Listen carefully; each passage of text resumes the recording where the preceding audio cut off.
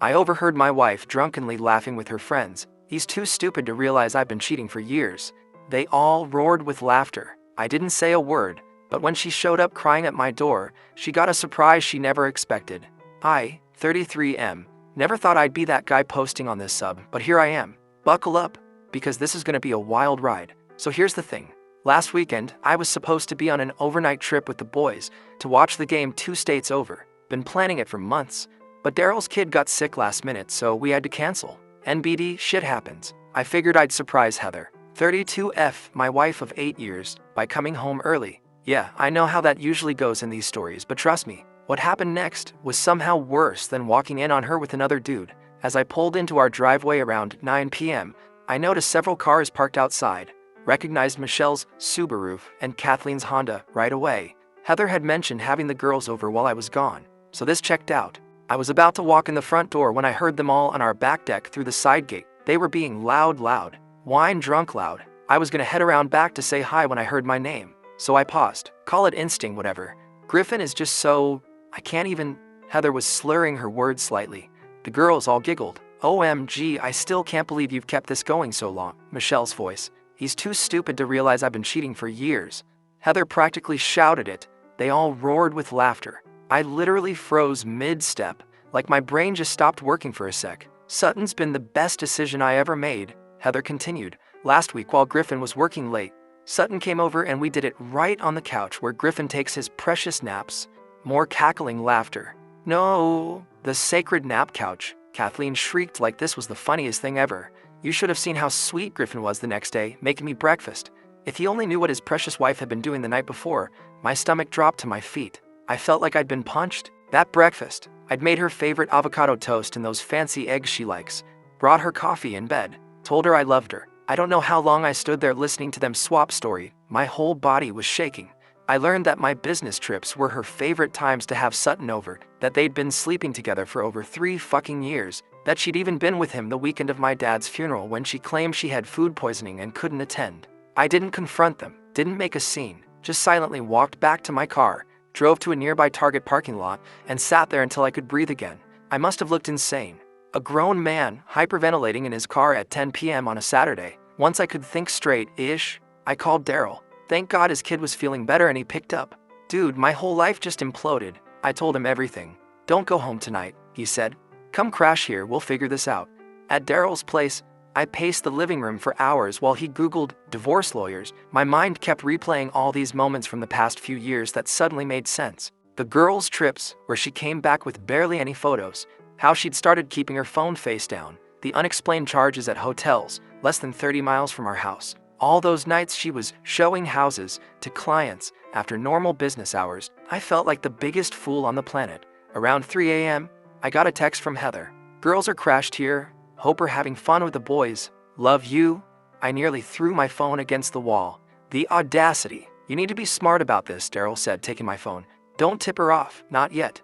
The next morning I pretended everything was normal. Told her I'd crashed at Daryl's after drinking too much. She bought it completely. Even had the nerve to complain about having to clean up after the girls while nursing her hangover. Over the next week, I went into reconnaissance mode. When she was in the shower, I checked her phone. Thousands of texts with Sutton client going back years, hotel receipts, explicit photos. I took screenshots of everything and emailed them to myself. I checked our finances, hundreds of unexplained charges at restaurants I'd never been to, lingerie I'd never seen. She'd even used our joint account to book a weekend getaway while I was at my dad's funeral. Each discovery was like another knife in my chest. 8 years of marriage. All the times I defended her to my family when they said she seemed self-centered. All my plans and dreams for our future. Our talks about starting a family next year. All bullshit.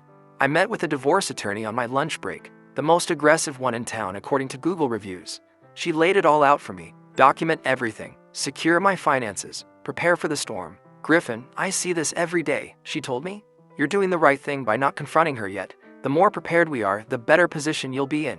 That night, as I watched Heather laughing at something on her phone, probably texting him, something inside me changed. The pain was still there, but suddenly it was like ice water in my veins instead of fire. I realized I didn't just want out of this marriage, I wanted justice.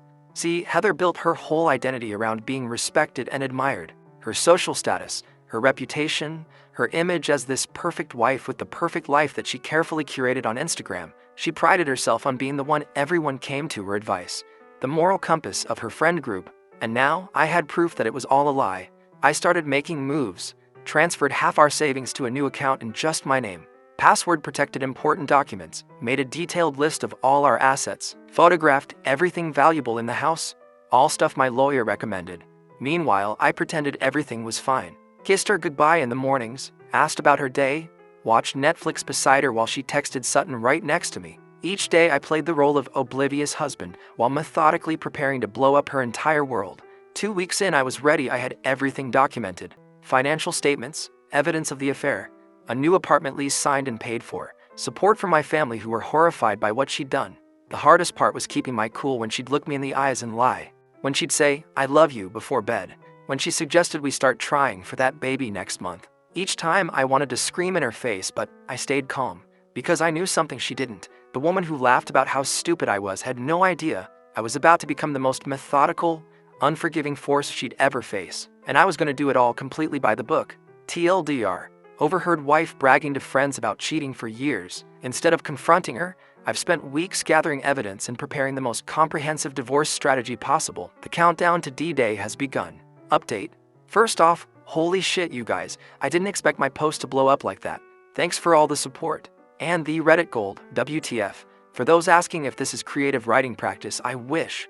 It's been 3 weeks since my last update. A lot has happened, so buckle up. Remember how I mentioned having a plan? Well, I've been executing it with military precision.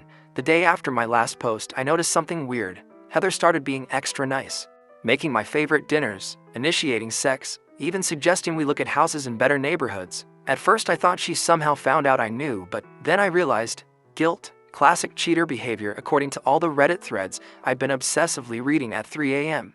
Let me break down exactly what I've been doing. Finance it. This was priority number 1. I'd already moved half our savings to my personal account. Next, I documented every single expense related to her affair. Those hotel charges, itemized. The dinners she claimed were with clients, but were actually with Sutton, spreadsheet. The lingerie she bought for him, photographed the receipts. My lawyer said this could be considered dissipation of marital assets. Basically, she spent our money on her affair. I also froze our joint credit cards, told her there was suspicious activity and the bank was sending new ones.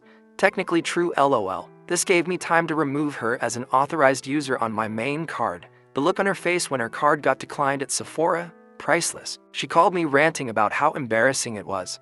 I just played dumb and said the new cards must be delayed. Property. I quietly moved my important stuff to my new apartment. Not everything at once, just irreplaceable things like my dad's watch, family photos, and important document. I did this while she was showing houses, aka screwing Sutton. Each time I moved something out, I replaced it with a cheap duplicate or just rearranged things so she wouldn't notice. The evidence packet. This is where Daryl was clutch. He helped me compile everything into what we called the nuclear file. Screenshots of texts, photos, hotel receipts, credit card statements, a timeline of her affair, and a USB with recordings of her phone calls with Sutton. We're in a one-party consent state.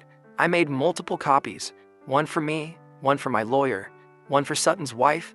Yeah, I found her. Laura seems like a nice lady who had no idea, and one that would eventually go to Heather's parent. The social angle. This was tricky. I wanted to control the narrative before Heather could spin some BS story, making me the bad guy. So I started having guy talks with our mutual friends.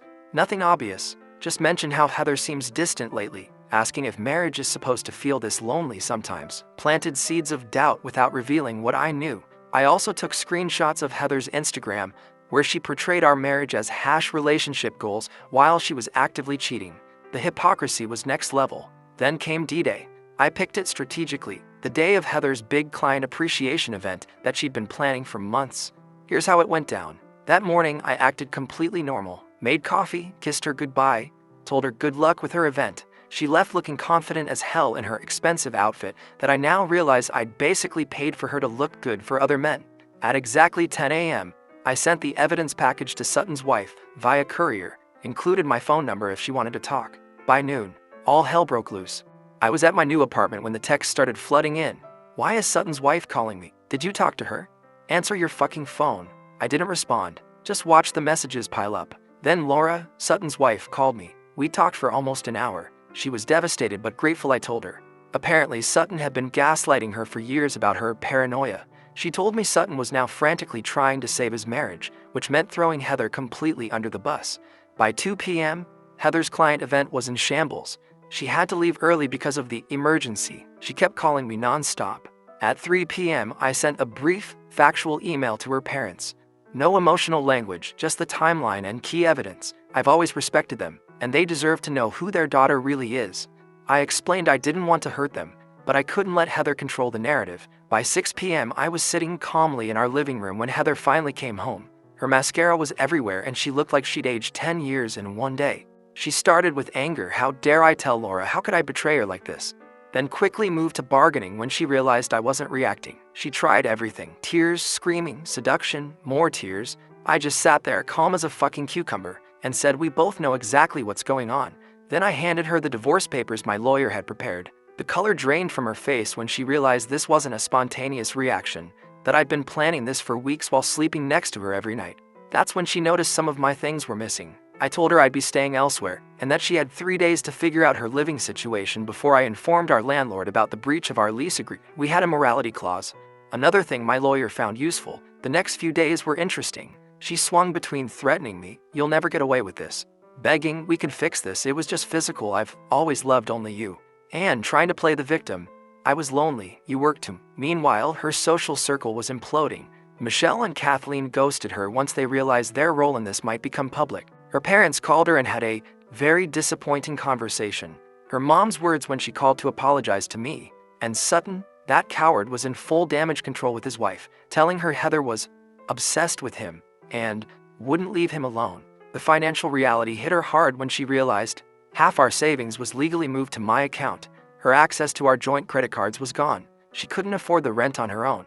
Her event disaster meant she'd probably lose clients. Yesterday was the final nail. She found out from mutual friends that everyone knows what she did. Not because I went around telling people directly, but because Sutton's wife apparently told her friends, who told their friends, and so on. The social circle she'd carefully built around her perfect image was collapsing. She showed up at my new apartment last night. Somehow she got my address, probably from her friend who works at the leasing office across town. She was sobbing on my doorstep, makeup running, looking completely broken. For a split second, I almost felt bad for her. Almost. I let her in because my neighbors were starting to notice, and I'm not about creating scenes. She immediately launched into how she'd made a terrible mistake, how she'd do anything to fix it, how she couldn't believe she'd risked our marriage for someone like Sutton. I just looked at her and said, "Remember when you told your friends I was too stupid to realize you were cheating?" Well, surprise. The look on her face when she realized I'd heard everything that night. I can't even describe it. Pure shock, then horror, then shame. She started to say something about how she didn't mean it. She was drunk, it was just talk, blah blah blah. I cut her off and told her to sit down because I had something to show her. When Heather showed up crying at my door, she got a surprise she never expected. A complete breakdown of her new financial reality. I had spreadsheets, projections, and a detailed accounting of exactly how fucked she was going to be after this divorce. TLDR, executed my plan perfectly. Exposed wife's affair to everyone who matters, secured my finances, and watched her entire world collapse in real time. She came begging for forgiveness but got a financial reality check instead. Final update. It's been 6 months since my last post. First off, thanks for all the DMs checking if I'm still alive. I am. Just needed time to process everything before sharing the conclusion to this whole saga. So you know those YouTube videos where they demolish old buildings? How it starts with small, strategic explosions before the whole structure collapses in on itself. That's basically what happened to my ex-wife's life. And I had a front row seat. The morning after Heather showed up crying at my apartment, I woke up to a weird sense of calm. For the first time in months, I slept without